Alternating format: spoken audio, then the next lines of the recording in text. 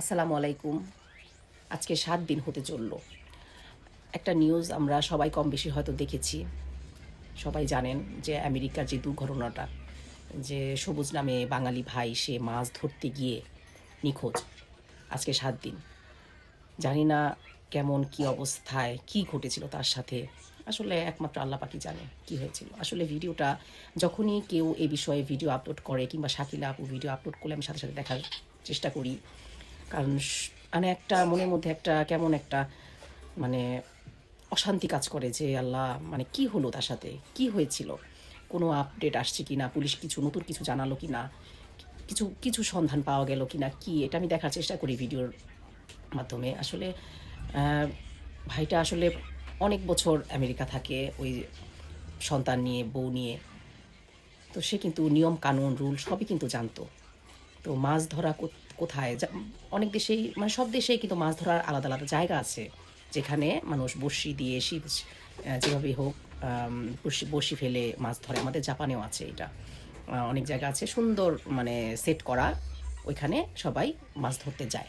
জাপানিরা অনেক যায়, ফরেনারও অনেক যায়। কিন্তু কিছু কিছু জায়গা আছে মানে খোলা নদী, অনেক স্রোত নদীতে, সেসব জায়গায় প্রচুর মাছ পাওয়া যায়, বড় বড় মাছ পাওয়া যায়। কিন্তু ওইখানে কিন্তু সাইনবোর্ডে লেখা থাকে যে এখানে বিপজ্জনক, এখানে কিনারে নদীর কিনারে আসাটা অনেক বিপজ্জনক, এখানে না যাওয়াটাই ভালো। তো এরকম সাইনবোর্ডে লেখা থাকে। তো আমাদের এখানেও ওরকম আছে যে বিপজ্জনক যে এরিয়াগুলা, যে জায়গাগুলো জঙ্গল হোক নদী হোক সেই সব জায়গায় সাইনবোর্ড দেওয়া থাকে। তো ভাইটা কিন্তু সব নিয়মকানুনই জানতো আমেরিকার যে কোথায় সাইনবোর্ড দেওয়া আছে। তারা যেখানে মাছ ধরতে যায় আসলে সেখানে কিন্তু বড় একটা সাইনবোর্ড দেওয়া। তারপরও সে রিস্ক নিয়ে, যে অনেকবার যাওয়া হয়েছে, অনেকবার মাছ ধরছে, কোনো বিপদ আপদ হয় নাই, কিছু হয় নাই, কিন্তু তারপরও সাবধান সবারই থাকতে হয়। সাবধানতা আসলে এটার কোনো বলার অবকাশ রাখে না। বিপদ আপদ কখন চলে আসে, কি আসে, আসলে হায়াতমত আল্লাহর কাছে, আল্লাহ সব লিখে রেখেছেন, হায়াতমত লিখে রেখেছেন। তারপরও সাবধান হওয়াটা দরকার সবার জন্যই। আমাদের এখানে অনেক জায়গা যে আছে মাছ ধরার, মাছ ধরার না বলবো, ওটা নদী, নদীর মধ্যে মাছ। তো সেখানে আমরাও অনেকবার গিয়েছি মাছ ধরতে, কয়েকবার যাওয়া হয়েছে আমাদেরও। কিন্তু গেলেই দেখা যায় যে আমি নিজেই ফেস করি, নিজেই ব্যাপারটা বুঝতে পারি যে আসলে বিপজ্জনক, আসলে ডেঞ্জারাস।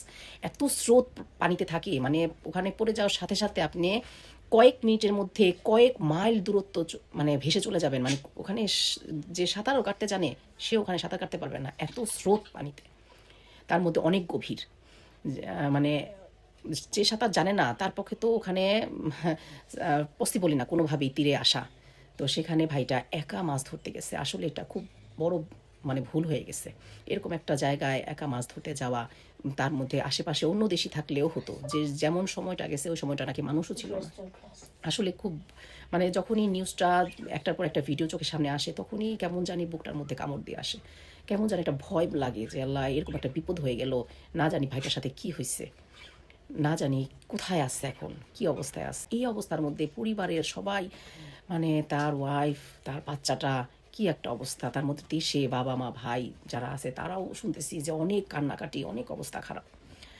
তো আসলে আমি বলবো যে যারা আমাদের এখানেও আছে, অনেক জাপানেও আছে, অনেক মাছ ধরার খুব নেশা। মানে রাত হোক দিন হোক কি মানে কোনো কিছু সেফটি না নিয়েই মাছ ধরতে যায়। আসলে এটা খুবই ডেঞ্জারাস। সাঁতার জানলেই যে সে বিপদে পড়বে না এরকমটা না, অনেক বিপদের ব্যাপার আছে। অনেকে আছে যে একাই চলে যায় মাছ ধরতে, এটা খুবই ডেঞ্জারাস ব্যাপার। এটা এরকম করা যাবে না। আমরা আগে যেতাম, মাঝে মধ্যে মাছ ধরতে যেতাম, কিন্তু এখন একবারেই যাওয়া হয় না। তারপরও যেখানে মানে নিয়ম করা টিকিট কাউন্টার আছে, টিকিট কেটে পয়সা দিয়ে টিকিট কেটে যারা মাছ ধরতে যায় সেখানের ব্যাপারটাই আলাদা। ওইভাবেই সেট করা, প্রচুর মানুষ থাকে, গার্ড থাকে, পানিটাও লিমিটের মধ্যে থাকে, পড়ে গেলেও দেখা যায় যে সহজে একটা বিপদ ঘটে যাওয়ার মতো না। তারপরে স্রোত থাকে না, এরকম ব্যাপারটা থাকে। তো এরকম ছাড়া ওপেন নদীতে, যেটা একদম বাঁধ ছাড়া বিশাল নদী, স্রোত অনেক দূর চলে যাচ্ছে, এরকম জায়গায় মাছ ধরতে যাওয়াটা কোনোভাবেই এত বড় রিস্ক নেওয়াটা ঠিক না। যাই হোক, আমি দোয়া করি, আমরা সবাই অনেকেই দোয়া করছে, সবাই দোয়া করছে যে আল্লাহ ভাইটার যেন কোনো একটা সন্ধান আসে, ভাইটা কোথায় আছে, কী অবস্থায় আছে, কী হয়েছিল তার সাথে। তার মধ্যে ওখানে নাকি ক্যামেরা সিস্টেম নাই, স্বাভাবিক, এরকম একটা জায়গার মধ্যে ক্যামেরা না থাকাটাই স্বাভাবিক। তো ওখানে ক্যামেরা ছিল না, কী হয়েছিল তার সাথে কোনো কিছু দেখার কোনো উপায় নাই। মানে দোয়া করি যেন তার একটা সন্ধান আসুক, সবার দোয়া কবুল হোক।